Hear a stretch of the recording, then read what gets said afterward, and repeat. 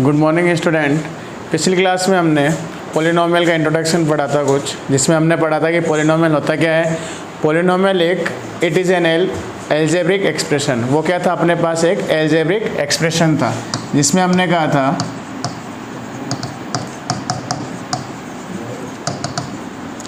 Algebraic expression में हमने कहा कि वो क्या कंसिस्ट करता है, वेरिएबल एंड कांस्टेंट। ठीक है।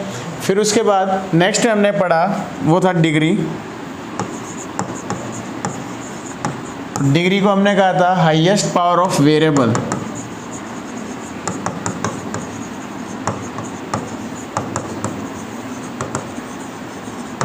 Highest power of variable is known as degree of polynomial.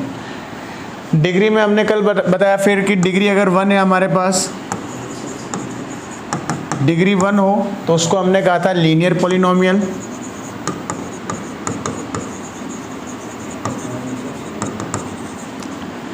Degree 2 हो उसको हमने कहा था quadratic polynomial.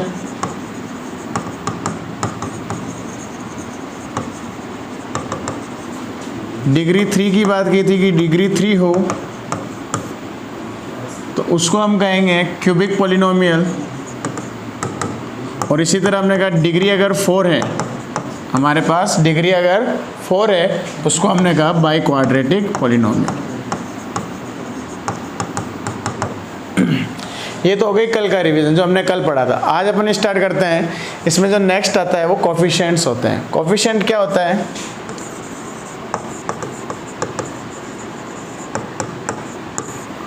constant which is multiple with the variables। Constant जो वेरिएबल्स के साथ मल्टीप्लाई में होते हैं वो क्या होते हैं, कोफिशिएंट होते हैं। जैसे अगर इसमें कहें एग्जांपल से समझे इसको, 2x² minus x plus 1, then when we say that the coefficient of x square,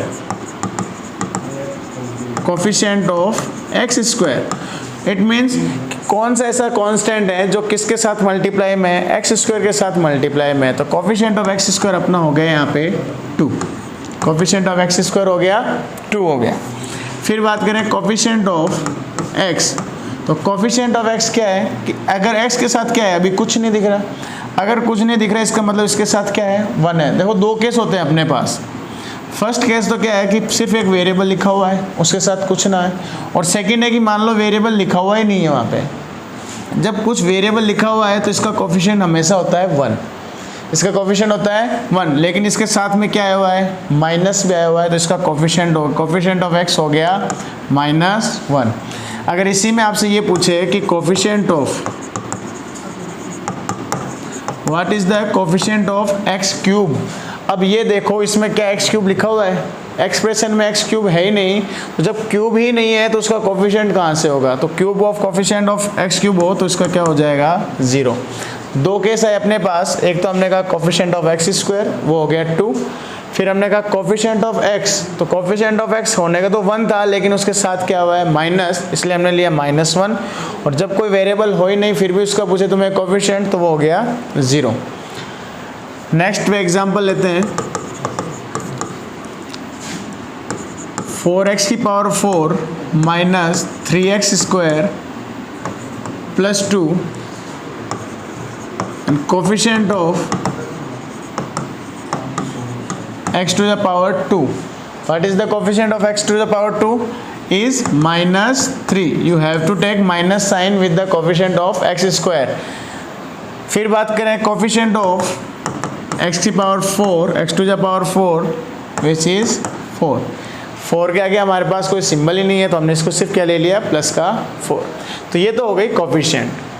coefficient के बाद में जो नेक्स्ट वैल्यू आती है, जो नेक्स्ट जो आता है वो टॉपिक वो होता है टर्म। इसमें जो बोला जाता है कोफिशिएंट में कि टर्म क्या होते हैं या नंबर ऑफ टर्म हम कैसे पता करें। उसमें किसी भी एक्सप्रेशन में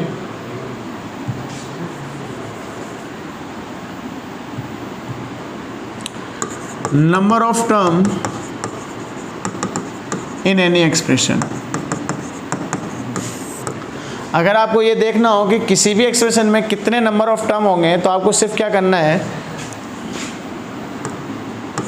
number of term is one more than from plus और माइनस साइन एक्सप्रेशन हैव। किसी भी एक्सप्रेशन में जितने प्लस माइनस के साइन होंगे, number of term is one more than from plus और माइनस साइन, सिर्फ और सिर्फ प्लस और माइनस साइन, एक एक्सप्रेशन में जितने प्लस और माइनस साइन होंगे उनसे एक ज़्यादा, वन मोर देन, एक ज़्यादा उसमें क्या होगी, नंबर ऑफ टर्म होगी। फिर से सुनो कि एक एक्सप्रेशन में जितने प्लस और माइनस के साइन होंगे उनसे एक ज़्यादा क्या होगी, नंबर ऑफ टर्म होगी। एग्जाम्पल देखो, एग्जाम्पल इसमें अगर देखते हैं अपन, x square plus x minus 4, तो how many signs of plus minus, 1 and 2, plus minus sign is number of plus minus sign is 2, then number of term 1 more than the number of sign plus minus, तो 1 more than 2 का 1 more than करो तो number of term is equal to 3, तो number of term होगी उसमें 3। अगर बात करें इसमें एक और एग्जांपल लो, x square plus 2 into x minus 5, और इसमें एक और ऐड कर दो एक्स क्यूब माइनस। अब यहाँ पे साइन 1 2 3 4 साइन है, लेकिन यहाँ पे बीच में साइन किसका आ गया, मल्टीप्लाई का, तो मल्टीप्लाई का साइन काउंट नहीं करेंगे। किसी भी एक्सप्रेशन में जितने number of plus minus sign होंगे उनसे एक ज़्यादा क्या होगी, अपने पास टर्म होगी। तो प्लस माइनस साइन है 1 2 3, the number of term is 3 + 1 4। तो हमने यही कहा कि किसी भी एक्सप्रेशन में जितने प्लस माइनस के साइन होंगे, मल्टीप्लाई डिवाइड को काउंट नहीं करेंगे, जितने प्लस माइनस के साइन होंगे उनसे एक ज़्यादा क्या होगी, नंबर ऑफ टर्म होगी। फिर हमने कहा if number of term is 1, term अगर 1 हुई तो उसको हम क्या कहेंगे, मोनोमियल, उसको हम कहेंगे मोनोमियल। इसका एग्जाम्पल लो, x हो गया, 2x हो गया, y हो गया, 4 हो गया, ये सब के सब पॉलिनोमियल है। 4 भी पॉलिनोमियल है। 4 पॉलिनोमियल कौन सा है, इसको हम कहते हैं कांस्टेंट पॉलिनोमियल। इसको हम कौन सा पॉलिनोमियल कहते हैं, कांस्टेंट पॉलिनोमियल। ऐसे ही 0 भी एक पॉलिनोमियल है और उसको कहा जाता है जीरो पॉलिनोमियल, जीरो पॉलिनोमियल। फिर बात करें टर्म 1 के बाद में आता है अपने पास टर्म 2। टर्म 2 कौन सी हो गई, इसको क्या कहते हैं हम, बाइनोमियल। जब टर्म 2 होती है तो उसको हम कहते हैं बाइनोमियल। उसके एग्जांपल लिख लो, x + 2, 2x - 3, x² + 4, x² - x, जितने भी होंगे इसमें टर्म 2 है तो ये सब के सब क्या है, बाइनोमियल। फिर टर्म 3 है, टर्म 3 होगी तो उसको हम कहते हैं ट्राइनोमियल। टर्म अगर हमारे पास 3 है तो उसको कहते हैं हम ट्राइनोमियल। और इसके एग्जाम्पल लेते हैं अगर अपन, तो इसके एग्जाम्पल होंगे अपने पास x² + x - 4, x³ - x² + 1, x⁴ - x² - 1। तो ये हो गए अपने पास number of term 1 2 3। When number of term is 4, when term is 4, then it is known as polynomial, or we can say number of term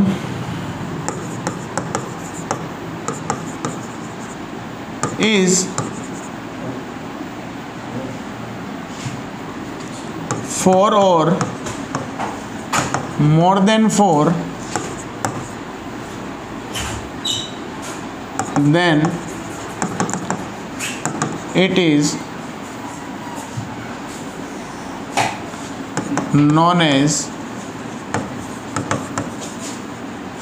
polynomial, then it is known as polynomial. ठीक है, तो हमने आज पढ़ लिया इसमें term तक कि टर्म 1 हो, 2 हो, 3 हो और 4 हो या मोर देन 4 टर्म हो तो हम उसको क्या कहते हैं। इससे आगे जब स्टार्ट करेंगे तब हम पढ़ेंगे जीरोस को ग्राफिकली रिप्रेजेंटेशन कि अगर हमारे पास लीनियर पॉलिनोमियल है, क्वाड्रेटिक पॉलिनोमियल है, तब उनको ग्राफ में रिप्रेजेंट कैसे करते हैं और उसके नंबर ऑफ जीरोस कितने होते हैं। तब तक थैंक यू।